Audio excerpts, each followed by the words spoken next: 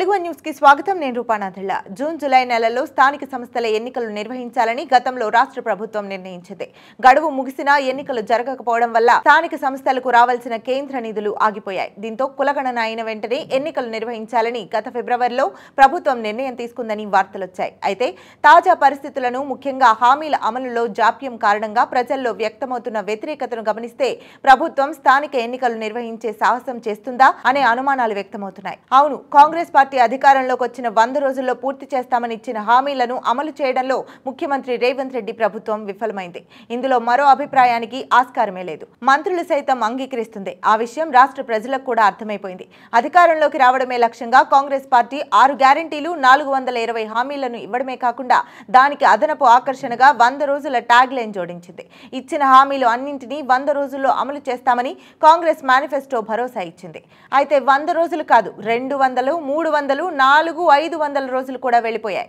అయినా ఇంతవరకు హస్తం పార్టీ ఇచ్చిన హామీల్లో అమలు కాని హామీలదే పై చేయిగా ఉంది.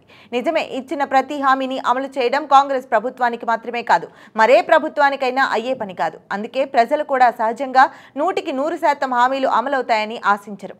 అలాగే 100 రోజులంటే 100 రోజుల్లోనే అమలు కావాలని కోరుకోరు.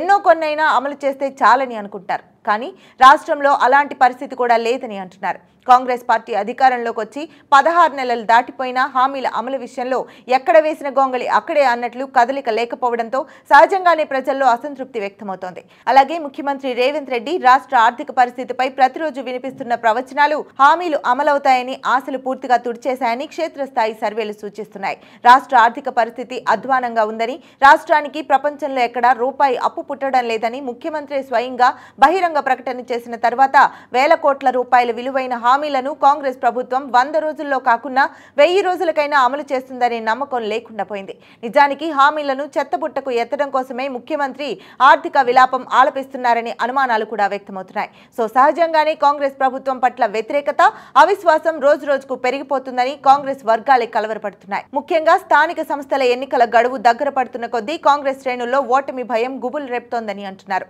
మరో 1-2 నెలల్లో జూన్ లేదా జూలై స్థానిక సంస్థల ఎన్నికలు ఉంటాయన్న ఊహాగానాలు వస్తున్న తరుణంలో కాంగ్రెస్ వర్గాల్లో ఆందోళన స్పీడ్ పెరుగుతోందని అంటున్నారు. అందుకే ముఖ్యమంత్రి రేవంత్ రెడ్డి స్థానిక సంస్థల ఎన్నికలను దృష్టిలో ఉంచుకొని ఎమ్మెల్యేలు, ప్రజాప్రతినిధులు గ్రామాల్లో విస్తృతంగా పర్యటించాలని ఏప్రిల్ 15 జరిగిన శాసనసభాపక్ష సమావేశంలో ఆదేశించారు. నిజానికి అంతకు ముందే కాంగ్రెస్ పార్టీ రాష్ట్ర వ్యవహారాల ఇన్ఛార్జి మీనాక్షి నటరాజన్ అనేక సందర్భాల్లో గ్రామాలకు వెళ్లాలని ఎమ్మెల్యేలను ఆదేశించారు. అయితే గ్రామాలకు వెళితే హామీల అమలు కోసం ప్రజలు నిలదీస్తారని ఎమ్మెల్యేలు వాపోతున్నారు. ఒక విధంగా క్షేత్రస్థాయి పర్యటనలు ఎమ్మెల్యేలకు, ఇతర ప్రజా ప్రతినిధులకు, నాయకులకు తలనొప్పిగా మారాయి. ప్రభుత్వం ఏర్పడి 15 నెలలైనా హామీలు పూర్తి చేయడంలో అమలుకు నోచుకోకపోవడంతో గ్రామాల్లో మంత్రులు, ఎమ్మెల్యేలను ప్రజలు ఎక్కడికక్కడ నిలదీస్తున్నారు. దీంతో వారు ఆందోళన చెందుతున్నారు. ముఖ్యంగా సంక్షేమ పథకాలు అన్నిటికీ మూలాధారమైన రేషన్ కార్డుల విషయంలోనూ ఇచ్చిన హామీలు నెరవేరకపోవడంతో రైతులు సహా అన్ని వర్గాల ప్రజలు ఆందోళన వ్యక్తపరుస్తున్నారు. క్షేత్రస్థాయిలో పర్యటిస్తున్న మంత్రులు, ఎమ్మెల్యేలను నిలదీస్తున్నారు. గత ఏప్రిల్ 21న నిజామాబాద్ లో జరిగిన రైతు మహోత్సవంలో వ్యవసాయ మంత్రి తుమ్మల స్వయంగా రైతు భరోసా సహాయం విడుదలలో జాప్యాన్ని అంగీకరించారు.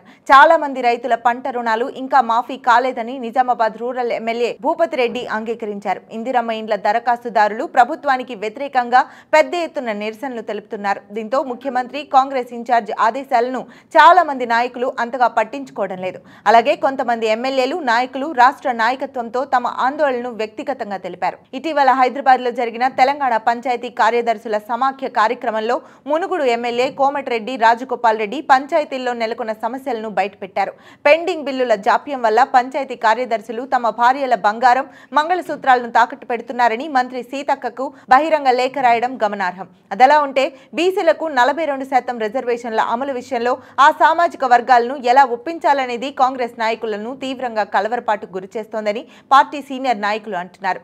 కాంగ్రెస్ ప్రభుత్వం కుల సర్వే నిర్వహించినా అది చెల్లుబాటు అవుతుందా అన్న అనుమానాలు వ్యక్తమవుతున్నాయి. కేంద్ర ప్రభుత్వం జనాభా లెక్కింపులో కులగణన చేయాలని నిర్ణయించిన నేపథ్యంలో కేంద్ర ప్రభుత్వ గణన పూర్తయ్యే వరకు బీసీలకు 42% రిజర్వేషన్ల అంశంలో ఎలా ముందుకు పోవాలనే చర్చ రాష్ట్ర ప్రభుత్వంలో కొనసాగుతోంది. ఈ నేపథ్యంలో స్థానిక సంస్థల ఎన్నికల సుముహూర్తంపైన అనుమానాలు వ్యక్తమవుతున్నాయి.